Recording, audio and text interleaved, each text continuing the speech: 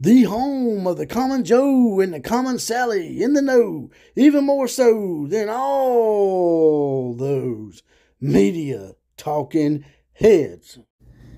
I was making me a peanut butter and jelly sandwich, and I reached in the refrigerator and wasn't paying attention to what I was grabbing, and I grabbed a big old jar of olives, pulled it out, put it next to my peanut butter. I'm like, you know what? I like olives. I like peanut butter. They don't gel. They don't go together. So I went back and got the jelly, of course. But it reminded me of Jimbo Fisher and this Texas A&M team. It seems like they're laying down and revolting on Jimbo this year for whatever reason.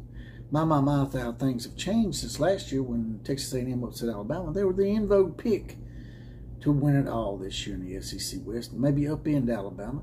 Hell, there was a little spat and skirmish between Jimbo and Nick Saban during the offseason. He even said Nick Saban needed to be slapped. So, man, this is going to be a great, great game. And then we get to it, and it's not such a great game. But there's a reason why, I think, that these players are revolting and laying down on Jimbo, and why he doesn't have the jelly for his peanut butter this year. He's got olives and peanut butter. Let's talk about it.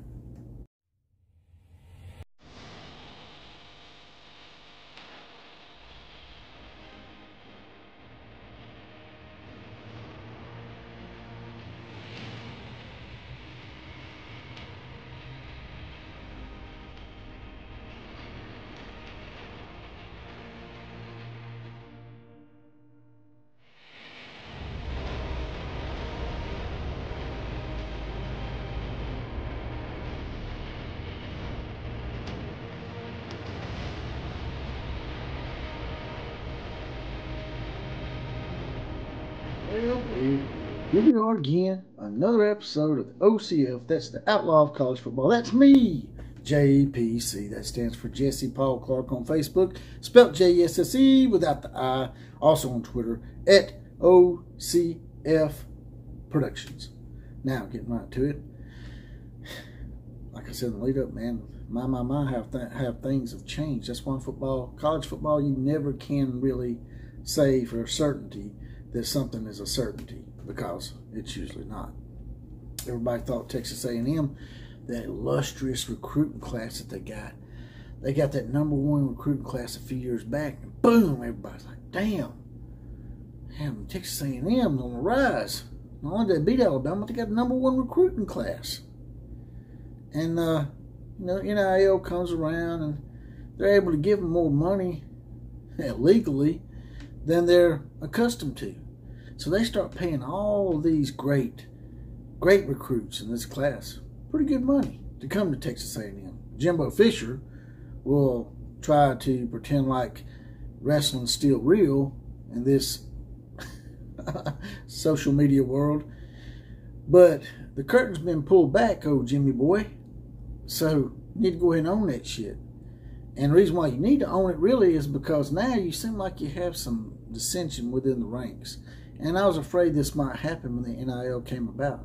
All those players, previous years, they probably got $100 handshakes and money put up underneath the door to them and whatnot, but not quite as much money as these NIL players that are getting it legally now.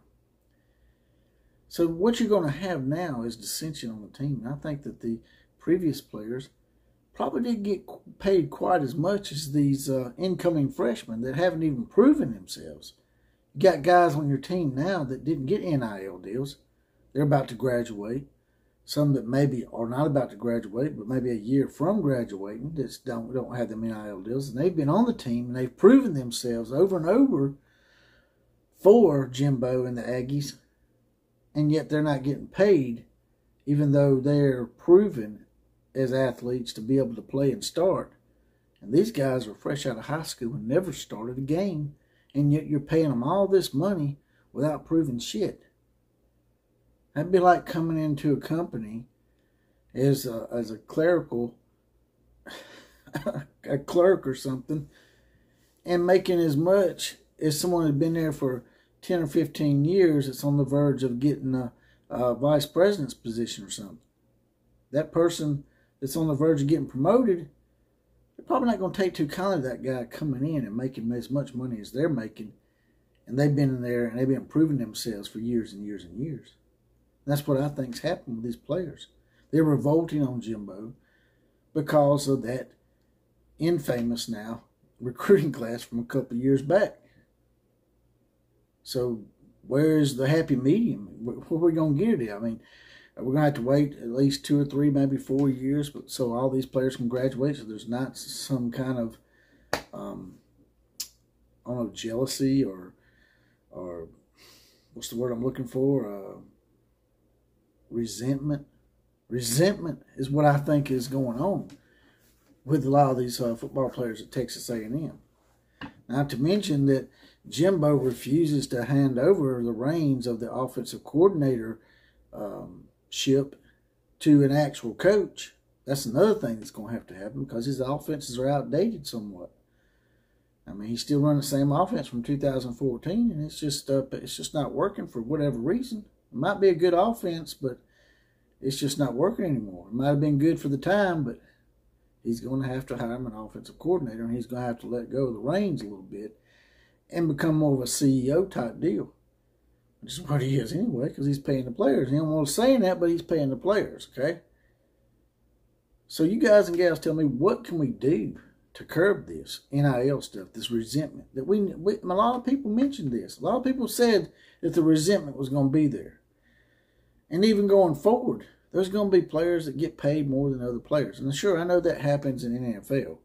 Those are all older guys, and those are sure enough adult guys that understand the process of, you know, getting paid for what you're worth. But these guys coming in, never proving themselves, making more money than college young men that have been here a couple of years, it's going to be hard to paint that picture for them. And I just don't think it's going to be painted good. And you're going to have this kind of stuff all the time where these teams are just not gelling anymore like they used to. Team unity is going to be a thing of the past. If you get team unity on a team, I mean, someone's got to win. Someone's got to win, and someone's got to win a national championship. But the team unity that you've seen in the past probably ain't going to be the same even on those championship teams. And I think it all comes back to the inequality and distribution. I can't even speak today. The distribution of the NIL wealth to these players. Until you get in the pros, you really shouldn't have this thing going on. You should have a set amount that every player would probably get. I know that's not fair on the NFL level, and it sounds like some kind of communist statement in a way. But these guys haven't learned how to manage this kind of money yet. So they need they need to make them take classes in economics and business as well, so they don't get screwed over by some unscrupulous relative or supposed friend. I just thought I'd throw that out there. That I think that the unrest from Texas A&M this year is coming from that overpaid incoming freshman class that has yet to prove themselves. And I think they're taking it out on Jimbo a little bit. And that's all I got to say about that. There's a little hard option down here underneath. If you please click on that, throw me a few dollars in there, get me off the YouTube teat. That'd be highly appreciated. And as always, KMCA to all the other teams. Class is now officially dismissed.